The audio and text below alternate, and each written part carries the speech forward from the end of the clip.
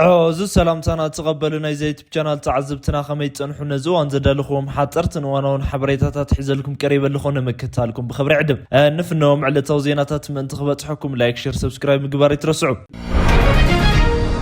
تمال ليتي زي تسبنا يوجا أبدو بإشياء تولي علو باكستان أفغانستان كلتين بوغن بمولو وجا أوجان أبتدو كواغون كلو باكستان دما بمتقعت عير نرأس ختم أفغانستان كابول أمدب داب تركب باكستان أبرس ختم أفغانستان كابول أمنفسه مأخل طالبان أبزخونت كان دهارن زي تسبنا يخبيد متقعت عير كابليت جميرا قاتلاتلا بانتار دما منقست أفغانستان أبلع لطالبان وجا أوجلو مرخو بزهان كمز قلت وخينات عير باكستان لو مليتين ني عير كل أفغانستان تحسن بمتاو عزي خبيد متقعت ايرن كابكاولن اوريدن لا قدم حجي باكستان تكايدم زنبرت متقعت اكاب دوب زركبا اناشتو ترايستو سنه ينيرو تنايلم متقعت فوليس جبر دما بوليتيكا وماخل افغانستان ابزخونه كابولن لعلوت مرحت طالبان ابزغ متوا كان دهارن زي قارت كبيد متقعت اير مجمرايو از تكبار زي ابلع الحنت لالايت هاجر استفصم قتا وراري يخبل طالبان اوجلم طالبان افغانستان داغم كاب زقاطرلو 2021 جميرو أما خلال استراتيجية وختمات تتهاجر كم زز مثلا عبين وتعمت كعت أير تفت ما يفلت إنكبلون ملوج أو جلم مرخب بزان كم زحبروا منجست باكستان نزمت كعت فتمو بهند بتيكون نيبلو أبا أفغانستان أبلع لطالبان زخف أوج مواجم سعوية نزخ بتسقمتي زدف وقند مخنات دما مرخب بزان كم زقربوا قدامي TTP استبها لعتق جل يبلو باكستان TTP استبها لحد جل أمريت أفغانستان معقوب رخيو سلام كم زنافق تقلت باكستان ابلعلي بوليسن سيفيلاتن قتلتي فصامي يستبهالو غجله TTP زسلطن زعطقن ابو افغانستانيو منግስት افغانستانن طالبان اندما نزوم عطقات ادراجيو يلخليلو بمال بترغغام اوتر صنيحم نبرو نزي سعبو بوسنو ابدو زغبرو زنبر متقعت تراي توسينو صنحنا كلتين هاجرات وطري نابزخف اوج امريحو تمال ليتغنا بزلعله درجات فنجرو كم تبطب الجزيرة تخوينو من محدر طالبان نتمت كعتي باكستان إيدو تاميرو أيريون ملتمت كعت وفر خفتو وقع خمس تخفت قليتو منستر مكل خال أفغانستان حالتات أو تدروا مأخلات باكستان كلنا أي ملتس قمتات كوسودا أو جلم كلايد ما أبدوبس تخفت وقيو أب براند لاينن زفلت أب تخت عزلو دو كلتين هاجرات حالتات طالبان كبتنا يوقع أطوارات بمتكام أبناي باكستان وتدروا سفراتات كبت تخص خفتو ملو أمريكا حديقاتهم زخدت زمن وين يوقع أطواراتون حويسو طالبان دوب أنكساقيسو خدكملهم كم جمرة قليتلهم مرحت طالبان ليت أبزوت ومقلتي نحنا طالباننا مرحت أفغانستان نحنا لألاويت حيال أمريكا زسعرنا إنا دوبنا تسجيرو قرويت متينا لمو تنكساقيسو بمال تاوع تقريبا ملو أزوج باكستان أفغانستان كاب دوب كلتين هاجرات حلفو نملا زو دو إيشيانا بكبيد كلولاو كأتو خمس خالة تسجيلهم أفغانستان كدمون أبكبيد قطاو ودكاتن تميتن كاب هاجر مخانا يزنقعن أزوج نعلت دقف رديتاتن كم عقات حلفون مليونات أفغانستان داقم هاجرهم حديقهم كسدد وزجدد كخوني خلي بمال عبيس قات فتيرة له كلتين هاجرات نحد حد عوج خاطوان كلوا كالوت قبرش براين جلتات أبتزوبا قبلوا خمس خلون يوز سجا أتزوبا فليت قمزلوا حيالات هاجرات كساب حجي سقنت بلاون نزوج داي بسقطها خبزين اللي عليه كم زي ريو يمن بزخونا خلتين هاجرات باكستان يخون أفغانستان أبزوان زي أبزخف أنا يوجمع خل كم زركبا مرخب بزهاني قلت له بخالي زينا أنا ما خلاي مبراق كنملسن كلنا مغمت بريزيدنت حبرات منقسات أمريكا زخونت واشنطن دي سي عزي وساني أبزخونا ناي وسانة مسكلا ومن قد تركب وري بوليتيكاون زينا وانتكال زخونا أكسيون زينا وكيل لو مليتي حزو أبزوت عزي أزار أبزخونا تبصاب منستر مكل خال أمريكا بنتاغون بريزيدنت دونالد ترامب أبلع لإيران كوسدو وزخولو زرزر وتدرو أماراتات أب أوفال أوفيس زرر مبرهي كمستوهم تبصيبو أكسيون زينا وكيل نوايت هاوس نايتات تبع سلطاناتن قربا زخون منجتات تقيسو خمس رقاقتو بريزيدنت ترامب كاب قليل كساب ازي خبي دزبصح 4 قنتات وتدرو اماراتات لو مقريب لهم لو يبل قدامين بريزيدنت زقربا اماراتي اعناوي ناي سايبر متقعتات زبليو اذا اماراتي طيت كيتتكوس نقطه وتدراوي تحت قرصن ايران مولو بمولو نمعناو زعلميو نا ايران مفري حيل الكتريكن ماخل بانكتات متحلالف نداد نيتوركن بسايبر متقعت مولو بمولو معصاويو ازو زي يسعو تبايل زحسب تحت حدقا زلو متقعت إلو بنتاغون بخلاي درجان بريزيدنت زغرو أمارات دما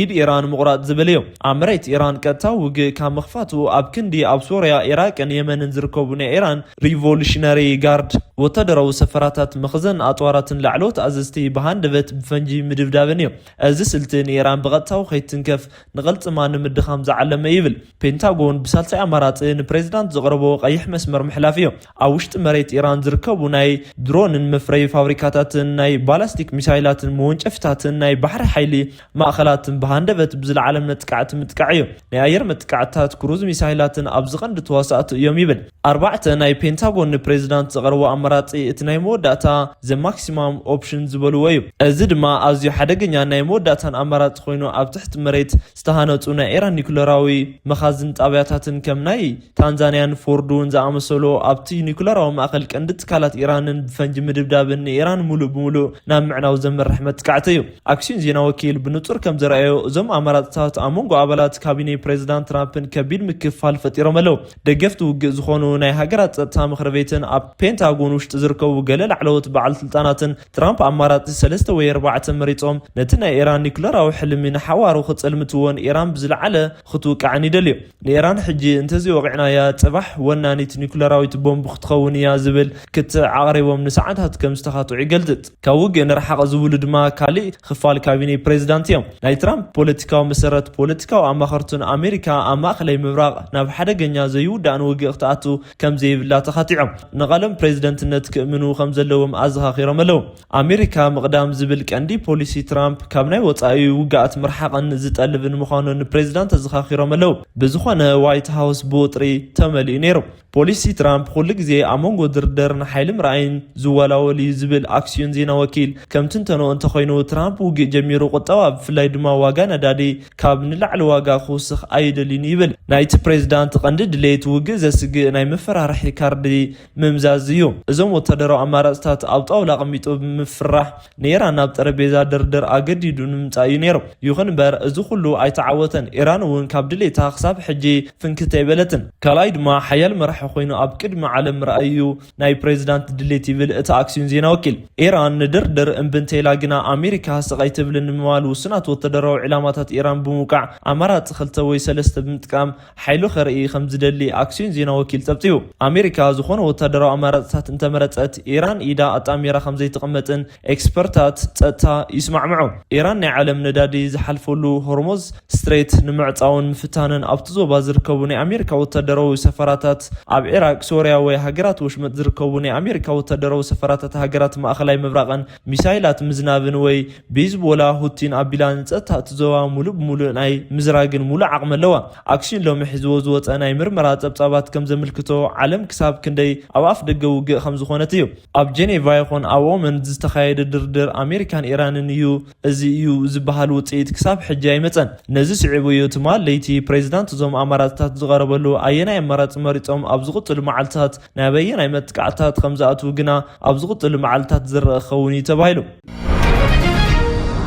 ህዝብ ኣምሓራ ክጠፍእ ይግበረለ ክብል ሕወሓት ገሊጹ ንውግእ ክልል ኣምሓራን ብሓባር ንኺዶ ተባሂልና ነፂግናዮ ክብል እቲ ውድብ ብግልፂ ኣፍሊጡ ኢትዮጵያ ኣብ ምስራት ምዕቃብን ደማቕ እስር ዘለዋን ህዝብታት ኣምሓራን ትግራይ ንምፍላይ ዝተኣለመ ተንኮል ፈሺሉ ንሕድሕድ ምትእምማን ተጀሚሩ ኣሎ ኢሉ ሓደ ሰብ ዝደለዮ ዝገብረሉ ኣሰራርሓ ኣብ ግብሪ ይውዕል ኣሎ ዝበለ ሕወሓት ምስ ኤርትራ ብዛዕባ ዘሎን ዝህልዎን ዝምድና ኣብርዩ ብስርዓት ብልፅግና ኣብ ልዕሊኡ ውግእ ዝተኣወጀሉ ሕወሓት ምክትል ሊቀመንበር ኣባል ፖሊሲ ቢሮን ዝኾኑ ኣቶ ኣማኑኤል ሰፋን ኣብ ዝሃቦ መብርሂ ህልው ዝምድና ህዝቢ ኣምሓራን ትግራይን ከምኡውን ምስ ኤርትራ ብዛዕባ ዘለዎ ዝህልዎን ዝምድናታት ነብርዮም ቅድሚ እዚ ቀዳማይ ሚኒስትር ኣብይ ኣሕመድ ክነዛረቦ ኢና ክንደራደር ኢና ኢሎም ናብ ኣዲስ ኣበባ ዝኸዱ ዝነበሩ በቲ ቀዳማይ ሚኒስትር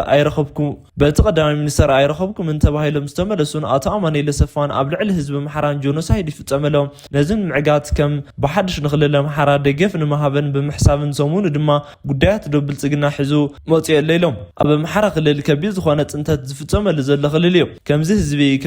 ፅንተት ይፍፀመሎ በዚ ምክንያት እዚ እቲ ህዝቢ ኣብ ልዕሊ መንግስቲ ኢትዮጵያ ሒዝዎ ዘሎ መርገፂ ፍሉጥ እዩ በዚ መሰረት እዚ ኣብ ኣምሓራ ክልል ዘለው ልሂቃን ብሓይሊ ምዕራብን ትግራይን ፀለምቲ ራያ ንምሓዝ ዘድል ኣሎ ኢሉ ይኣምን እቲ መንግስቲ ኢትዮጵያ በዚ ድማ ንኣታቶም ንምሓዝን ብምእላምን ሰሙኑ ውሳነታት ቦርድ መረፃን ተግባራዊ ኣይገብሮን ደገፍ ንምርካብ ማለት እዩ መንግስቲ ኢትዮጵያ ነዚ ኣጀንዳ ዝክፈጥር ከሎ ኣብ ኣምሓራ ክልል ተቐባልነት ዘለዎ ደገፍ ንምፍጣርን ዝኣለ ዝዓለመ ኸውን ይኽእል እዩ ሰሙኑ ሕወሓት ኣብ ዘውፅኦ መግለፂ ስርዓት ብልጽግና ደም ምፍሳስ ንኽህሉ ተንኮል ይኣልመሉ ብምባሉ ይርስዕን እቲ ምክትል ሊቀመንበር ሓላፊ ግዚያዊ መንግስትን ኣቶ ኣማኑኤል ሰፋ ብወገኖም ኣብ ዝሃቦ መግለፂ ድማ ኣብ መንጎ ክልቲአን ህዝብታት ደም ምፍሳስ ንኽህሉ ይስራሕ ኣሎ ዝበለ ኣብ መንጎ ትግራይን ኣምሓራን ዝቐፀለ ደምነት ክህሉ ብወገን መንግስቲ ኢትዮጵያ ብጣዕሚ ብዙሕ እዩ ተሰሪሕ ብዙሕ ፃዕሪ እዩ ተገይሩ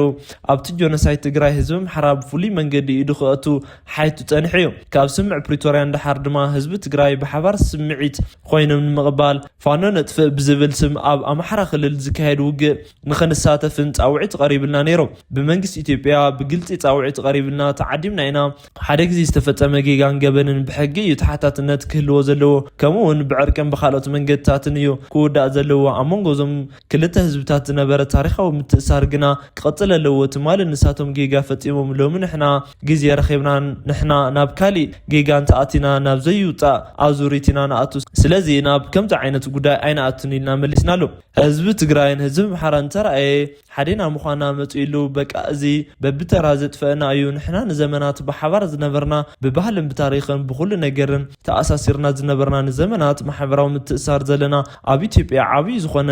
ሓበራዊ ታሪክ ዝፈጠረን ህዝብታት ኢና እሞ ኣብዚ ዘመን እዚ ንምንታይ ኢና ነንሕድሕድና ንባእስ ዘለና እንታይ ተፈጢሩ ዝብል ሕቶ መፅእ ኣሎ ካብ ትግራይ ዝኾነ ኮነ ካብ ኣምሓራ ዝወፀ ልሂቃን ነዚ ጉዳይ እዚ መርኣይ ንምፅናዕን ጀሚሮም ኣለው ክቡራት ተኸታተልትና ሎም ዘደለናይ መርእሰ ጉዳያት ኣብዛዚምና ኣለና ላይክ ሼር ኮመንት ምግባርን ቻናልና ዘለኩም ደገፍ ምግላፅ ከም ዘይትርስዑና በልና ብኻልኦት ተመሳሳሊ ሓበሬታ ክሳብ ንራኸብ ሰላም